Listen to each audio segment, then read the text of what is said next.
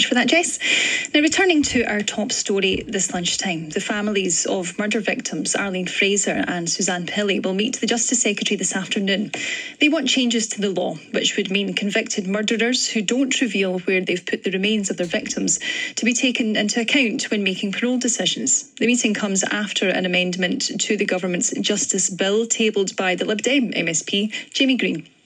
I think if you look at this from a moral point of view, there was some justification for the argument that someone who knowingly will not disclose the whereabouts of the remains of the victim and is coming up for parole, I think there's quite right that there's public and moral outrage around this, and also the effect that it has on the families themselves. But I think it became clear throughout the course of the machinations of the consultation that we were coming up against some very specific legal arguments about why that was simply not possible, including some of the human rights aspects that we came up against. Now, in parallel, England and Wales will have also been looking at this issue and passed similar legislation called Helen's Law.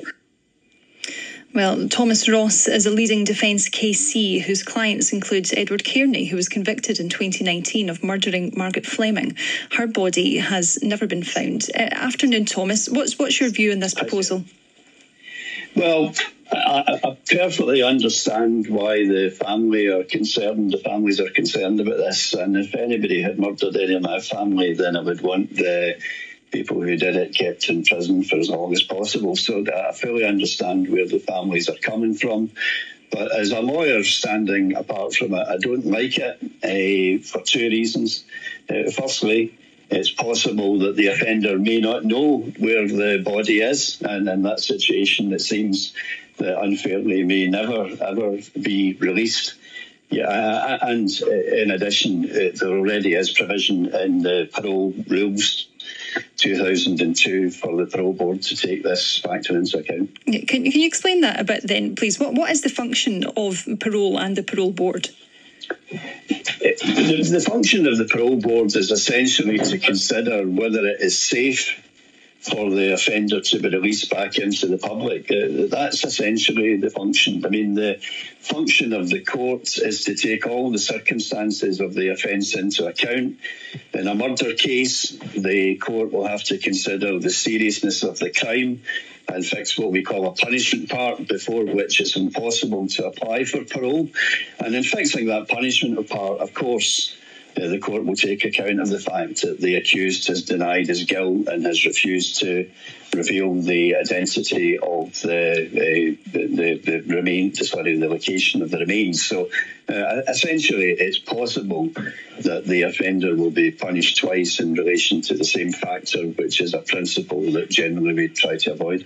But if parole was granted and no body is ever found or the whereabouts disclosed, would it be fair to say then that the victim's family would endure punishment longer than the convicted killer? Yeah, listen, the punishment for the family is going to be lifelong, no matter what the parole board does.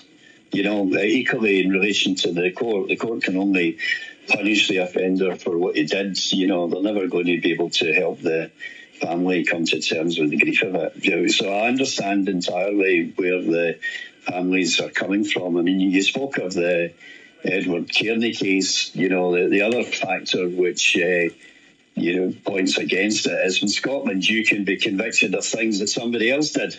You know, so in the Edward Kearney case, two people were convicted. It's possible one is dead, the other person is in prison. And it's possible, and I know every detail of that case, it's possible that the other person doesn't know where the remains of the deceased person is. So, you know, if this rule is enforced against that person, then it's possible she may never be released when, in fact, she doesn't have the information that the family are keen to get. Well, Jamie Green, MSP, says this is an issue of public moral outrage, and it's been tabled as a way to make the justice system more compassionate towards victims and their families. If you say that this isn't the way to do that, then is there any way to do that? What would you say? No, I don't think there is, no. I mean, it seems to me that if people know where the remains of the person they murdered are, there's already a mechanism by which that can be disclosed. And even without any amendment to the rules, that would always be a factor that would be taken into account. So I think we can take it the people are in jail, that they are unwilling to reveal that information. I see why the families and Jamie Green think that they should be punished in addition for not revealing it. But my concern, of course, is that the fact that somebody is convicted of a crime doesn't necessarily mean that they committed that crime. Over the years, Paddy Meehan was in prison for 7 years for a murder that he didn't commit. Joe Steele was in jail for about 20 years for a murder that he didn't commit, So, if these had been the type of cases that you're discussing, then not only would these people be in prison for some crimes that they didn't commit, they would be kept there forever because they simply would not have the information that was required to be given over before they could be released, So if this was implemented, though, Thomas, would it not just be bringing the justice system more in line with how England's justice system operates? It's been a theme of the SNP that they've adopted a lot of English provisions, which is a bit curious to some, I suppose. But this is a provision in England. As far as I know, in England, it has never actually been enforced. I mean, the numbers are tiny. I mean, from my researches, which are not, I don't suppose, extensive, but from my knowledge of the criminal justice system, I think there are 3 people in the entire Scottish prison estate which are likely to be affected by this. In contrast,